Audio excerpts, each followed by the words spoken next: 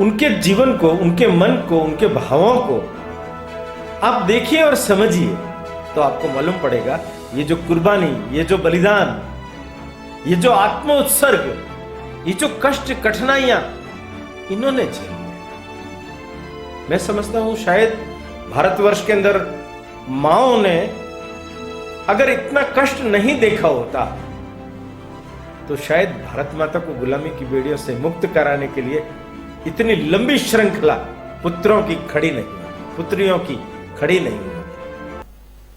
8 मार्च अंतर्राष्ट्रीय महिला दिवस पूरे विश्व भर के अंदर मनाया जाएगा। इस अवसर पर मैं संपूर्ण देश की मातृशक्ति को प्रणाम करना चाहता हूं, उनका अभिनंदन करना चाहता हूं।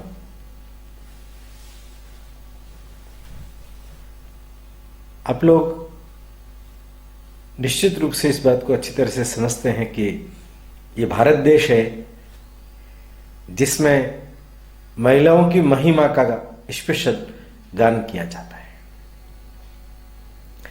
शक्ति रूपा मां, जिसने भी हमारे जीवन में कुछ उपकार किया है वो हमारी मां है। पर्वत है, नदी है, धरती है, ये सब मां है। और देखिए कैसा विशेष भाव, इस मिट्टी को हमने मां माना इसलिए भारत को भी मां माना। ये केवल हमारे अपने देश में ही है कि हम हमारे देश को भारत माता के नाम से पुकारते हैं। और इसलिए यह समीचीन हो जाता है कि जिन क्रांतिकारियों ने हंसते हंसते अपने जीवन का बलिदान दे दिया इस माता के लिए, इस माता को गुलामी की बेड़ियों से मुक्त कराने के लिए, तो इस मातृशक्ति को मैं प्रणाम करता हूं और आशा करता हूं यह स्वयं अपने अस्तित्व को, अपनी अस्मिता को पहचाने, स्वयं आगे आए और अपने ही नहीं अपने समकक्ष सब लोगों के उत्थान में अपना योगदान दे। यही एक अभिलाषा है। विद्यावती, मां विद्यावती के बारे में मैं जरूर आप लोगों को पहले बताना चाहता हूं।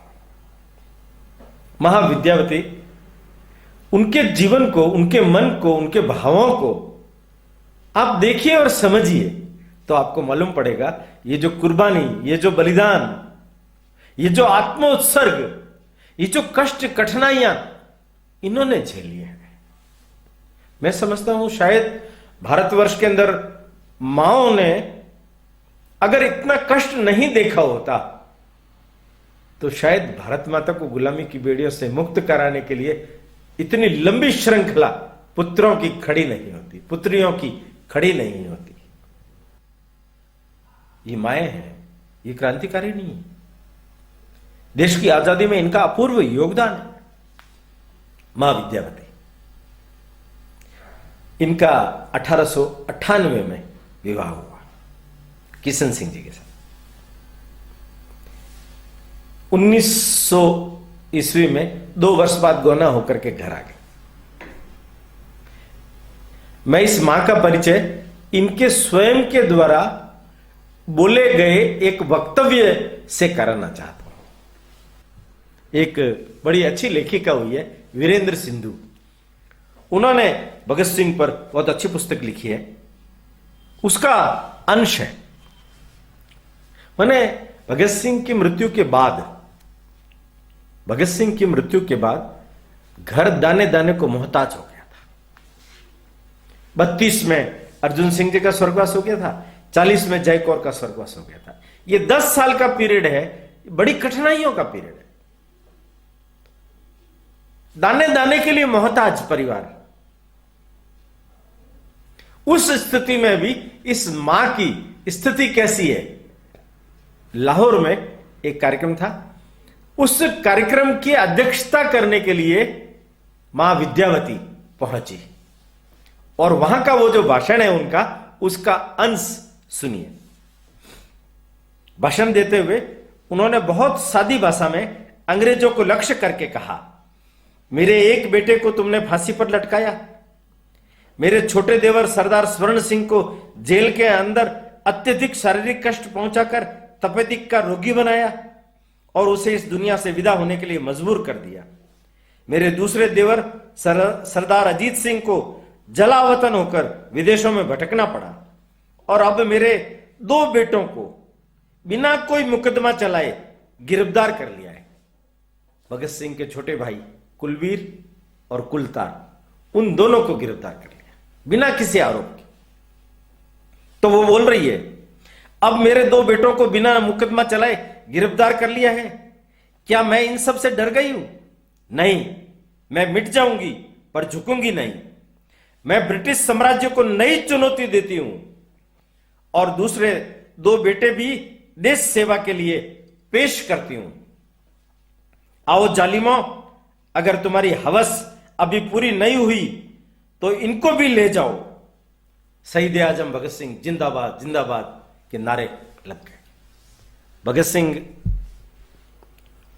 से छोटे 2 कुलवीर और कुलतार, और उनसे छोटे 2 रणवीर और राजेंद्र, 6 भाई 3 बहनें। बड़ी बहन मेरे दोनों भाइयों के बाद बहन अमर कौर, दूसरी प्रकाश कौर और तीसरी शकुंतला कौर। जगत सिंह का तो अल्पायु में 11 वर्ष की उम्र में स्वर्गवास हो गया था। मां विद्यावती उस पहली चोट को जैसे तैसे करके सहन कर पाई। पर आप सोचिए, भगत सिंह की चोट को सहन कर पाई होगी? वो खुद कहती है, जेल में जब वो जाते थे, कितनी मंदिरों पर, गुरुद्वारों पर माथे टेक कर जाते थे। एक बार ग्रंथी जी के पास में गई और कहने लगी, अरदास कर दीजिए मेरे बेटे को बचा ले। तो ग्रंथी जी ने क्या अरदास की? एक मां आई है, कह रही है मेरे बेटे को बचा ले, और उस बेटे की इच्छा है मुझे फांसी पर चढ़ना है। मैंने दोनों की इच्छाएं तुम्हारे सामने रख दी है, तेरी जो इच्छा हो दरबार तू पूरी कर। भगत सिंह ने पूछा, अरदास करने गई थी ना, क्या कहा बेबी जी? बेबी जी क्या कहती? वही बात सुनाई तो भगत सिंह हंस करके कहने लगे, सुना ना, गुरुद्वारा में भी तुम्हारी सुनवाई नहीं हुई है, इसका मतलब अपना जाना पक्का। एक दिन कहने लगे, तुम बार बार आती हो जाती हो, जेल में मिलती हो, यहीं क्यों नहीं रह जाती? तो मैं यहां कैसे रहूं, क्या करूंगी? मेरे को भाषण लेक्चर देने आते नहीं है, और तुम कहो तो मैं किसी को पत्थर मार दूं, वो मर जाए तो मुझे भी जेल मिल जाएगी, तब तुम्हारे साथ रह जाऊंगी मैं आराम से। एक एक बात, एक एक चीज भगत सिंह का पूरा जीवन कंठस्थ। 51 में देश की आजादी के बाद किशन सिंह जी का स्वर्गवास हो गया। 51 तब खड़खड़ कल्ला गांव में ये लोग रहते थे। अब अकेली मां, 4 बेटे थे, उन्होंने भी अपने अपने खेत खलिहान काम धंधे अलग अलग कर लिए, वो सब दूर हो गए। मां अकेली घर में भगत सिंह की यादों को समेटे हुए बैठी है। देखिए, एक योग बना खटखड़ कल्ला में 23 मार्च 65 भगत सिंह की मूर्ति लगी। मां के हाथों उसका अनावरण हुआ। मां ने पहली माला पहनाई। बेटे की मूर्ति देख करके मां की आंखों में से आंसू आ गए, जैसे कोई साक्षात भगत उठ करके आ गया हो। इस पर एक रील बनी थी। वो रील पटना बिहार में पटना में बटुकेश्वर दत्त आजीवन कारावास सजा भोग करके वहां रह रहे थे, उन्होंने देखी तो उन्हें मालूम पड़ा मां भी है, मां भी है। मां के बारे में पता करके यतीन्द्रनाथ दास जिसका स्वर्गवास जेल में अनशन में हुआ था, उनका भाई किरण चंद्र दास से पता करवाया, पत्र व्यवहार हुआ और मां से मिलने का कार्यक्रम बना। 9 सितंबर 1965 को छोटा भाई कुलबीर लेकर के आया बटुकेश्वर दत्त को। मां को देख करके दोनों भाव विभोर हो गए, गले मिल लिए। तुम तो वैसे के वैसे दुबले हो, अभी आओ बैठो। साथ में बैठे रहे। मां से मिलन हो जाने के बाद में बटुकेश्वर दत्त की तबीयत खराब हो गई थी और दिल्ली में चिकित्सालय में भर्ती थे। इस बीच में उज्जैन में श्री कृष्ण सरल का नाम याद रखना मित्रों, ये अपने देश की बहुत बड़ी विभूति है, जिन्होंने बहुत बड़ा काम किया है। उन्होंने भगत सिंह पर एक बहुत बड़ा खंड काव्य लिखा है। उसका लोकार्पण करने के लिए मां को बुलाया था। मां वहां पहुंची और लोगों के सामने कहने लगी, भगत सिंह ने जो कुछ काम किया है उसके लिए आप सब लोगों ने आज यहां आकर के और मुझे इतना बड़ा सम्मान दिया है, मैं आप लोगों की ऋणी हूं। श्री कृष्ण सरल उठ करके खड़े होने लगे। लोग उनके ऊपर पुष्प वृष्टि कर रहे थे तो कहने लगे, फूल मत भेजो, फेंको, मां के लग जाएगी। तो मां क्या कहती है, अरे नहीं नहीं, फेंकने दो इनको। भगत सिंह की जय बोल करके अगर ये पत्थर भी फेंकेंगे तो भी मेरे पर फूल जैसे लगेंगे। वहां थैली भी भेंट की गई इनको। वहां मालूम पड़ा इनको बटुकेश्वर बहुत बीमार है, अंतिम दर्शन का आकांक्षी है। ये पहुंचा, मां पहुंची वहां विद्यावती। बटुकेश्वर ने देखा, देखते ही मां बोला और प्राण छोड़ दिया। भगत सिंह को जब फांसी हुई थी तो उन्होंने कहा था, मैं तो जा रहा हूं पर मेरा कुछ बाकी है दत्त के रूप में। माने दोनों एक रूप थे, दोनों में अभिन्न मित्रता थी। तो दत्त की भी हार्दिक इच्छा थी कि वो जो समाधि स्थल बना हुआ है भगत सिंह, सुखदेव, राजगुरु का, मेरे तीनों मित्र वहां सोए हुए हैं, मेरा दाह संस्कार भी वहां किया जाए। मां दिल्ली से फिरोजपुर तक कार में साथ आई, उसका दाह संस्कार किया। उस समय मां के मुंह से निकला, अरे तुम चारों मित्र तो एक साथ यहां आकर के मिल लिए, मेरा क्या होगा रे, मैं कहां रहूंगी, मुझे भी अपने पास बुला लो। 1 जून 1975 मां विद्यावती का स्वर्गवास हो गया। उनकी इच्छा के अनुसार उन्हीं चारों पुत्रों के साथ मां विद्यावती देवी को भी दाह संस्कार किया गया।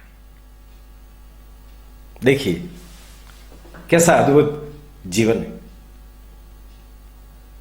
किस प्रकार की दृढ़ इच्छा शक्ति है। बेटे ने कहा था, बेबे जी आप लाश लेने मत आना, आप आंसू भी मत बहाना, आप आंसू बहाएंगे तो लोग कहेंगे भगत सिंह की मां कमजोर है। अब मैं कैसे अपने आप को रोकूं, आंसू उछाले मार रहे हैं, बेटा चला गया है पर मैं शहीद की मां हूं। हृदय पर पत्थर रख करके मैं बैठी रही।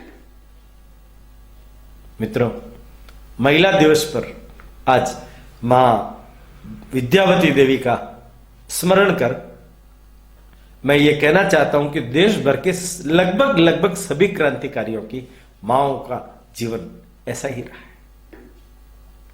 ऐसा ही रहा है। शुरुआत से लगा करके अंत तक उठा करके देख लेना, क्योंकि मां ऐसी नहीं होती तो पुत्र वैसे नहीं होते, पुत्र वैसे नहीं होते।